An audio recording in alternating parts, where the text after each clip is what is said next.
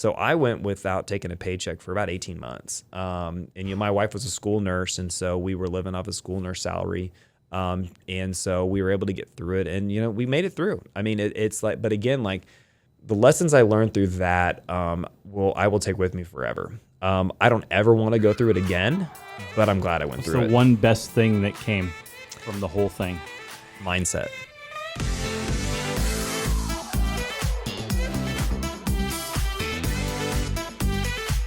Welcome. We might finally have landed on a name for this podcast. We're calling it Prairiepreneur for right now. If anyone else has a more brilliant suggestion, especially if there's entrepreneurs watching, let us know.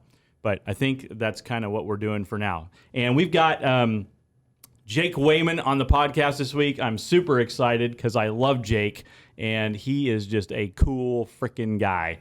And he's got a lot of background with entrepreneurship in relation to Wichita, and I'm going to let him talk a lot about that, but we're glad you're here, man. I appreciate it. Thanks for the invite. I do like Prairiepreneur. You do like it? Well, because everybody has sold a lot of Prairiepreneur, things, but I may come something different towards the end of this. But Prairiepreneur, it rolls. It's different. it's eclectic. It's, I like the alliteration. That was what we started with. It was like, why Wichita? Or there's been a whole lot of different conversation topics that have been addressed. So we're like, whatever, it's just, we talk about whatever. So whatever Wichita or whatever. Whatever Wichita. Yeah. And Chris was like, well, what if we want to brand it into a different city? And I'm like, I'm not moving to Tulsa. I don't have to have an alliteration with Tulsa, or like, this is my city. This is where I'm staying. So I just have to make it here. Yeah. But we have fun. It's been pretty fun on this podcast. We're kind of a little bit crazy. And very unscripted. So it's totally spontaneous and free for all. But Jake likes Prairiepreneur, so it might stick. And it does have a role to it. So. Every time you have a guest on, you have to have them vote on it. Like, is Prairiepreneur what you want? Well, the last guest we had came up with the idea. So there you go. And we kind of rolled with it because before then, Jake, this was called the podcast that has no name. Podcast. But we've also researched that, and there already is one. Yeah, there is. Yeah, probably like 10. So anyhow, all right, well, we will go with Prairiepreneur for now. But so we got Jake Wayman here, and Jake you're from Derby, Kansas. Yep, born and raised. Born and raised in Derby, Kansas. I live in Derby. I like Derby. It's kind of a miniature city now. But Jake has a lot of history that involves entrepreneurship, and not meaning that he's an entrepreneur alone, but like supports the idea of entrepreneurship and champions organizations. He's been a part of founding some organizations. Very, very instrumental in the younger generation of entrepreneurs in Wichita, Kansas. So that's why I'm so excited you're on this podcast, because so far it's been about entrepreneurs. That might be why we've named it Prairiepreneur. Crazy. It could be like, why not Wichita? That's kind of my thing for the why. Like, why would you come here? Why would you stay here? Yeah. Wichita's changed so much. Like, I've lived here my whole life. I graduated West Side, so I graduated from Mays, and it was a sunflower field and a 7-Eleven, and now we've got all of this new infrastructure on the West Side, newer. He knows what that's like. That's what I was going to ask you, actually. So you grew up in Derby. Yep. Derby is a miniature city now. Oh, yeah. Yes. Why don't you tell us what it was like growing up? Because I don't think it was a miniature city when you were younger. No. Was there anything to do in Derby? Well, in Derby, so when I was in high school, the only thing on Rock Road was McDonald's, Arby's, and Blockbuster and Taco Bell. Those are the things that were right there. And so right by the school. Yeah, there was only Rock Road at that point. I think it was only 2 lanes at that point. And Rock River Rapids opened when I was in high school, and I was actually one of my first jobs was actually being a lifeguard at Rock River Rapids. Really? Yeah. So no, Derby's changed a lot. It's funny. It used to only take me. I had friends that lived in South Derby. We lived in North Derby, and it would take us 5 minutes to get from the north side to the south side. And now it takes you 15, 20 minutes, and you're hitting like 15 traffic lights to get there. My parents still live down there. My parents still live there, and I enjoy going down there, and eventually would love to get an Orangetheory down in Derby, in the near future. So we'll. That is exactly what I wanted to have heard on this broadcast. So if you're watching exactly for any why he reason, brought you on. Yeah, he wants to hear it. That's talked about it. Derby, We talked about it. Orangetheory, you heard it. Now, Jake is the owner of all of the Wichita Orangetheory franchises, and we'll get into that here in a little bit. He's got, I know, a loaded story to tell about that, but we like to always start with your childhood. Yeah. And some of these episodes get like crazy deep. Some of them are kind of more just high level. Yeah. But we'd like to know about your childhood. So tell us a little bit about your family. Do you have siblings? Yeah, absolutely. Your mom, I think, is in real estate. Yep, we were actually talking about that earlier. Still, so Yep. you know his mom? Yes. You do? Okay. So, like I said, born in Derby, actually was born into a family of entrepreneurs. So my dad has been an entrepreneur since he was 18, 19, 20 years old. And so grew up around, business owners. And my mom has been in real estate for, since 2006, 7. And she took over my grandma's real estate business before that. So I just have always been around entrepreneurship. And my grandpa owned a lot of commercial real estate and a lot of residential real estate too. And so one of my jobs in high school was helping him, remodel, refurbish, clean up these places. And every time I would complain about something, he'd always just say, Jake, there's no child labor laws in family businesses. Just just be real with that. But I never really knew I would be an entrepreneur. I just kind of grew up around it, and it was something that I was just ingrained in me that I just didn't really think anything else of it. I just saw my dad as at the time he started his first business was a mechanic shop. And then he transitioned into service stations and then transitioned into the car wash industry.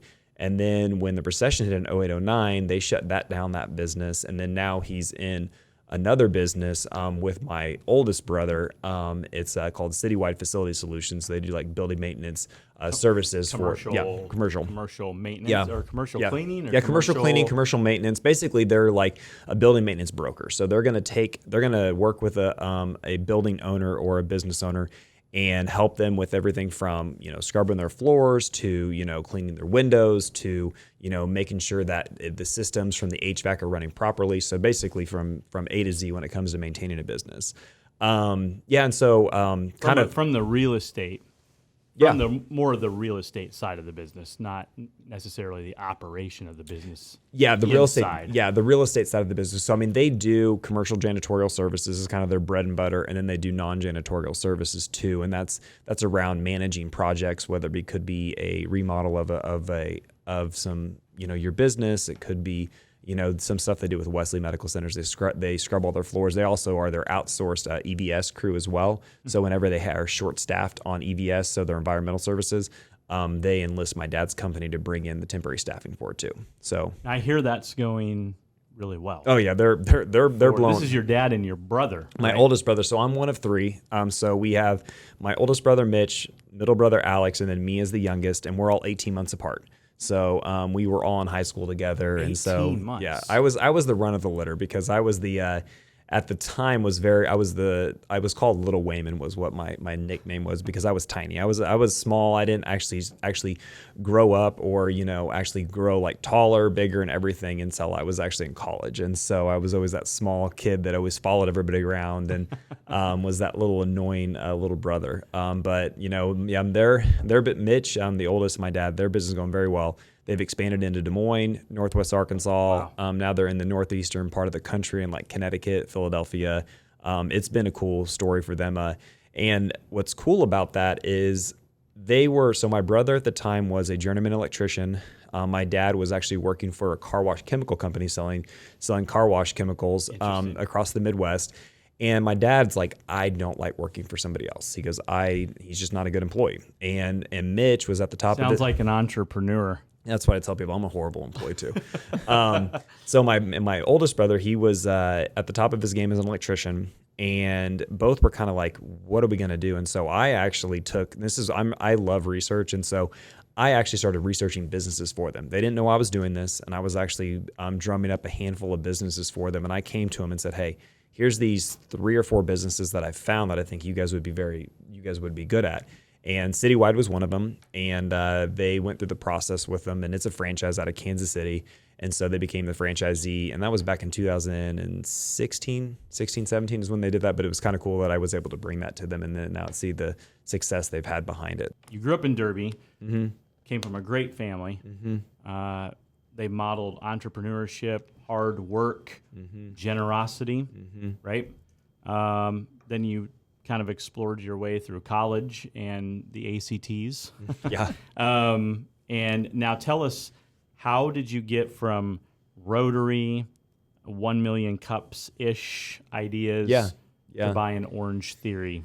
Yeah, that I mean, nobody's path to entrepreneurship or success or what have you is narrow. Straight. No, Like a curlicue. Yeah, it's been all over the place. So when I like I said, when I moved back to Wichita, the first thing I did, I was actually selling insurance at the time. I was brokering health insurance, and first thing I did was I went to the Rotary Club because I was a Rotarian in Kansas City. I was going to go to that Rotary Club, so I sat next to Gary O'Borney, and I had known of Gary of kind of being really active in trying to get entrepreneurship kind of reignited back in Wichita. He was doing some things. And so I'm fortunate enough to sit next to him at Rotary, and we started talking. He's like, and asked a little bit about me. And I talked about Startup Rewind that I started in Kansas City. And he says, you need to come join this group.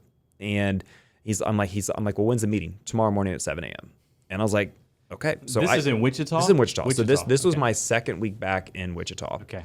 And I went to this meeting the next day, and it was at the Chamber of Commerce, and it was big business leaders in the community, from Scott Schwinneman to Bruce Rowley to Gary O'Borney, Trish Brasted, a lot of people that were very much part of the the core of the business community. And here I am. At the time I was 27, I think, and I walk in and it's like everybody's kind of like, who is this person that's here? And Gary's like, I invited him. And so that's what kind of ignited everything, because he like, even that meeting, Gary's like, hey, Jake, tell him what you did up in Kansas City. And I got to talk about Startup Rewind, and they said, well, we're trying to get 1 million cups here. And I'm like, well, great. I know how to go do that. And so that's what started a lot of it. And that kind of started snowballing after that. So through getting 1 million cups started, there was another organization being launched called E2E. A lot of people know it as Nexus now. And it stood for Entrepreneur to Entrepreneur, and they were trying to stand up a business accelerator. So if those don't know what an accelerator is, a lot of startup companies in larger markets, more tech-driven, go through startup accelerators. It's really to really accelerate their growth as they get launched. So I was asked to help launch that organization. And so I actually decided to leave the health insurance world and kind of say, hey, I think I'm going to take a step back from the healthcare side of things that I was trying to go to school for, and went and helped launch that. And, during that time, I got to work with about 20 early stage startup companies. So I got to learn a lot about business, about startups, about investments, those sort of things. And got to launch a couple other organizations in the process, one being called Startup Grind. Startup Grind it's not as active as it used to be, but it was a fireside chat with successful entrepreneurs. It was Google was the one who produced this organization. And I started the Wichita chapter of it. And so we would interview people like Scott Redler from Freddy's Frozen Custard. We interviewed Chase Koch. We interviewed several different people through that. And that was a lot of fun to be able to do that. But through that process, I was able to meet a lot of those individuals, really build a community around entrepreneurship, and launched another organization called Shift ICT. Shift ICT was active for about 2 years. And what we focused on is we were a think tank for disruptive technology is what we were. And so we hosted conferences. And so we hosted about, I think, 4 or 5 conferences in that 2-year period. And it was all about talking about disruptive technologies, from, cryptocurrency to a little bit about artificial intelligence, lots of things. And we did sessions on like women in tech. So we actually invited some leaders in technology that were either working at startups or Coke or what have you. And they actually got to talk about what they're doing in technology and really celebrating women in technology. And so we did a lot of that. And that's kind of what birthed the Flagship Kansas. So familiar with Flagship Kansas, it's the technology council for the state of Kansas. And so it's all about pushing technology forward in the state. They actually just had their large summit called the Ad Astra Summit. And so Shift ICT was kind of the starting point for them to get launched too. So I've been very fortunate with a lot of things too. I told you guys he was behind all kinds of entrepreneurial endeavors to just support entrepreneurship. Well, Period. and I still am active in mentoring entrepreneurs. But the cool thing is like all those organizations are still moving forward without me being the part to lead them. And that is the goal to success, is having people take on things you've built and they continue forward. And so it's fun. I just get to go be attendee at most of these events and just get to enjoy it more than anything. But I still love connecting with entrepreneurs and connecting them to resources. But kind of how Orangetheory came into play. So I was. So when was this? I joined as a member in 2018. I was invited to go check out a class, and I was not a group fitness guy. I was a guy that I worked out on my own. Like I would go to the Y, I would do my own workouts. I didn't need people telling me what to do. And so I went. So I was thinking it was going to be like Zumba or something like that, but I was hooked from day one because it reignited that like inner athlete that I have in me. For those that know Orangetheory, I mean, Chris goes, I mean, just ignites this. There this morning. Yeah. It 5 o'clock. It just brings something out in you that's like, you just become competitive again. And it's not necessarily all about that, but it with Orangetheory, you can be at any walk of your fitness journey and go to Orangetheory and take a class, which is cool. So that's actually how I met my wife. So my wife has been a trainer at Orangetheory since they opened here in Wichita. And I actually proposed to her after an Orangetheory class. Is how we got engaged. No joke. Really, how we met was kind of funny. So I was in a class. I actually got kicked out of the class. The way I got kicked out. So the way I got kicked out of the class is because I was on the wait list. As you know, there's wait lists sometimes. And I didn't wait. I literally just walked into class. And so everybody showed up. And so here's this random person who should not be in this class. And that's me. And my wife was coaching. So she had to come over to me and tell me, hey, you need to leave. Get out of here, buddy. Get out of here, buddy. Yeah. And so I made a joke about it, and then I actually showed up to the next class after that, and we became friends, and then started dating. And I actually proposed, like I said, after an Orangetheory class. Wow. We got married in August of 19, and I actually at that point had rejoined the healthcare workforce, and I was actually working for an insurance company. And I was probably making the best money I've ever made at that point in time. I thought I'd made it. I was like, hey, I'm now utilizing my degrees, my master's in hospital administration, my master's in business administration. I'm using the degrees for what I want to do. Well, 2 weeks after we got married, I got fired. So I got fired 2 weeks after we had just gotten married. Wow. I had inherited a stepson. And so we were in this process. And I'm like, here I am. I just got baptized into having a family. And I was making the best money. We were looking at buying houses, all these different things, and got fired. And so that was kind of a gut punch, because for me, I would actually have just moved to another market. I probably would have said, okay, I'm just going to move back to Kansas City, Dallas, wherever. But I have a family now, and my wife was like, I'm not moving because my son's father's here, so I'm going to stay here. And I was like, okay, so I got to figure this out. And leaving that industry, it kind of had a black eye on me, and I really couldn't go work anywhere else in the insurance industry at that time. And so I was like, okay, so what am I going to do? And that's where Orangetheory came into play. And one day I just was like, hey, do you think his name was Pat? And I said, I think Pat would sell. And she's like, I don't know. And so there was only one location? At the time, there was two. There was two. You had East and West. And so I just cold called him. I just picked up the phone and asked him. Yeah, I love this. I just picked up the phone and said, that's a great story. And I said, hey, like, would you be interested in selling Orangetheory? And he said no, actually, to start with. And so I just kept in touch with him, and a couple weeks later, you don't know that word, right? If you're an entrepreneur, that's the litmus test. If you're an entrepreneur, you'll know because you don't know the word no. I don't know the word no. Yeah, not I've now. never even heard of it. Yeah. Ever. So it's just not right now. That's right. That's when the answer. I stayed in touch with him, and then he finally said, you know what, I think we're ready to go. And he goes, but I have one thing it needs to get done by the end of the year. This was October of 2019, and we bought it in January 2020. Right before COVID. And but we only had a very short time we had 60 days to close this deal, and I had to go through SBA financing to get it. And so that 60-day close in SBA is pretty unheard of. It's pretty unheard of. That's very fast. And so, I'm fortunate enough. I have a great attorney with Sam Foreman. I have a great bank through Empire's Bank, and we got it done. It was I have a couple of minority partners that helped us get through it too as well, and so we were able to get it done. So January 1st, we were celebrating. We were celebrating. We just bought Orangetheory Fitness. So excited. So you got the gut punch from the job loss, bought Orangetheory, victory, and then COVID. 2 months later. COVID. Yeah. I don't recommend, you Wow. know, getting married, buying a business shortly after getting married, and then going through a pandemic. It's, I don't recommend that. Not a good. Do you feel like that the pandemic has made you better? Oh, absolutely. 100%. What good has come out of the pandemic for you in your business? I would say for me, it's made me more aware. I think more strategically as a business owner. I think if COVID wouldn't have happened, Orangetheory was just, it was kind of status quo when we bought it, and we were going to start pouring some like marketing juice on it, really try to get it going and everything.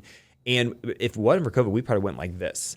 But with COVID was here, and then obviously went like this. And, I learned a lot of hard lessons through that process. I mean, we got to a place to where I was trying to make a decision of paying payroll or paying my rent at the locations. We got to that point, and because with ours is we did get the payroll protection program, fortunately, but we actually didn't qualify to start with because our business didn't exist in 2019. The organization did, but our entity didn't. And so we finally got some money. Emprise, went to bat for us and got it done, but we didn't get as much money as we probably hoped we would.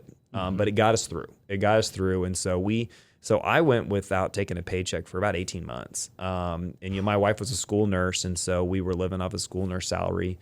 And so we were able to get through it, and we made it through. I mean, it's like, but again, like the lessons I learned through that, I will take with me forever. I don't ever want to go through it again, but I'm glad I went through it. So one best thing that came from the whole thing, if you could put your finger on one. Mindset. Being an entrepreneur is a mental game. It is. It's very much a mental game. It's a roller coaster, and you're going to have your highs and your lows all in one day, maybe all in an hour, maybe within a couple minutes of each other. Sounds like real estate. Yeah, but again, it's like it's about mindset, and I learned that the hard way. Like I went through some really rough depression during COVID during that time, because I mean, here we are, we just dropped a ton of money on a business, and everything was tied to it, from our house to everything. We put a lot on line. We were newly married, and we were, we didn't know each other that long. I mean, we met in January of 19 and we're married in August of 19. And then we bought a business in January of 20. So we only knew each other a year, and we bought a business together.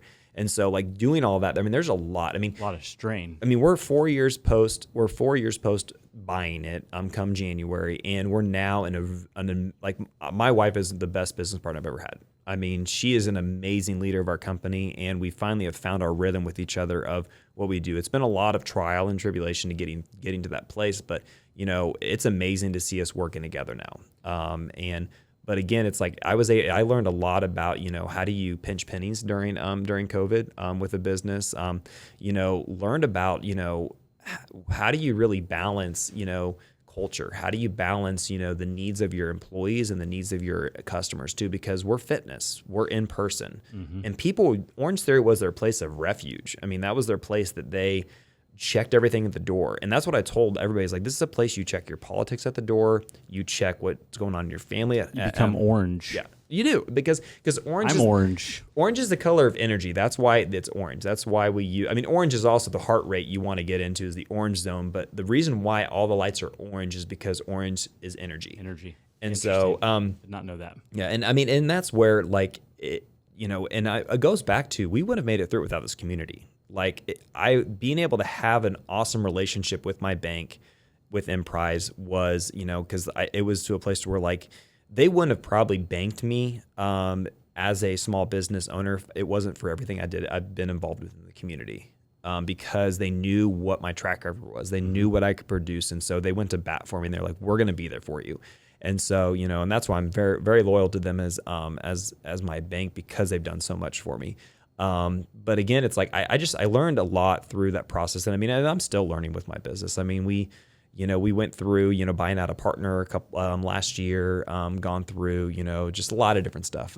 There's just been a lot of things, and it's continuing to learn, and so it's but yeah. So now we have 3 locations. So we had the opportunity to buy the rights for downtown Wichita, and we got that open in July of this year.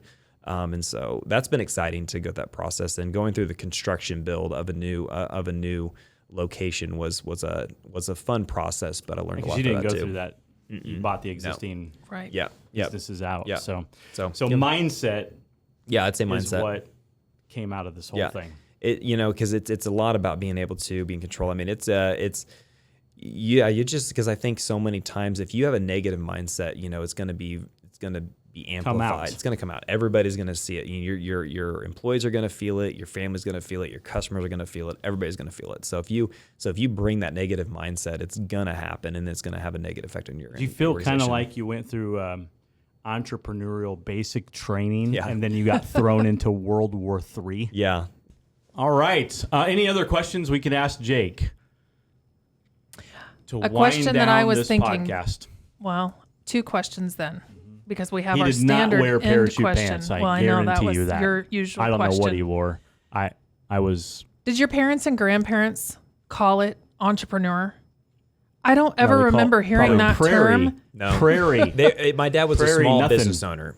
Like that's what. Like when did that word start? Because I don't really remember it starting until really 10 years ago. And now all of a sudden it's like this buzzword. Well, and I never thought of my dad as that. Like, I mean, I just thought he had a company, and I mean, he still went to work. Yeah, and still went to work. I mean, it's like it's funny to reflect on it now, knowing what I do now in business. I mean, one point in time, my dad had like over 100 employees, and it was like I'm like talking about it. I'm like, I didn't know. He goes, yeah, Jake, you were like 8 years old, and it's just you don't realize that. So, wow, yeah, that's pretty cool. All right, Jake, who would you recommend we bring on to this podcast next? Give us 2 people you can think of that.